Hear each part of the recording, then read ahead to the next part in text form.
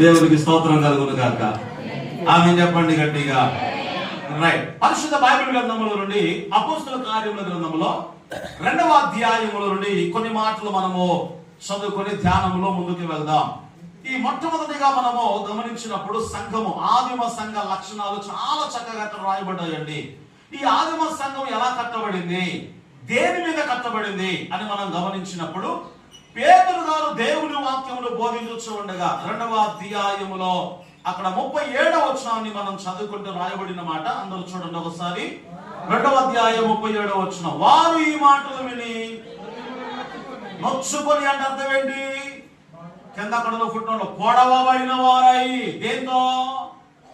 అమ్మో మిమ్మల్ని కొంతమంది అంటారు కదా, మందిలో అయ్యగారు ఈ రోజు నా గురించే చెప్పాడు అని చెప్పేసి మూతి ముడుచుకొని కూర్చుంటారు చూసారా? మరి నీ గురించి కాకపోతే గోడలకు ఫ్యామిలీ చెప్తారా?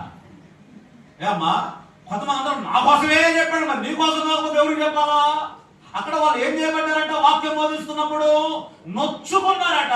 నొచ్చుకున్నామంటే అర్థం ఏంటి తెలుసా? దేవుడికి స్తోత్రం. ఎందుకనుకో నీలో వాక్యం ఫలించింది అని అర్థం. ఆమె చెప్పండి గట్టిగా. వాళ్ళు కూడా ఏం చేశారంట? అక్కడ నొచ్చుకున్నారట. మనసులో నొచ్చుకొని పొడవబడిన వారై మూతి ముడుచుకుని అనగలా. మరి ఏం చేశారు?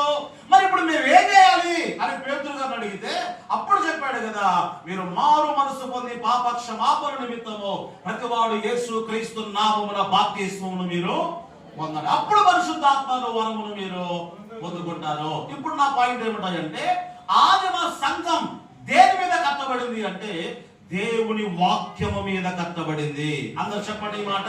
దేని మీద కట్టబడింది అంటే ఇప్పుడు సంఘం దేని మీద కట్టబడాలి? వెళ్ళండి, సైలెంట్ అయ్యారు. సంఘం దేని మీద కట్టబడాలి? దేవుని యొక్క వాక్యము మీద కట్టబడాలి. ప్రభువైన యేసు క్రీస్తు వారు 2 గృహాల గురించి చెప్పాడండి. ఆ గృహాలు ఎలాంటివి అంటే, ఒక ఇల్లేమో బండ మీద కట్టబడింది, ఇంకో ఇల్లేమో ఇసుక మీద కట్టబడింది. 2 కూడా చక్కటి ఇల్లు, సేమ్ ఉన్నాయట. ఒక 10 అంతస్తులు అనుకుందాం, 10 అంతస్తుల బిల్డింగ్ ఇది, అది 2 సేమ్ ఉన్నాయట. పెయింటింగ్ గానీ, వాల్ గేర్ గానీ, ఆ రూపం గానీ అన్ని సేమ్ ఉన్నాయి.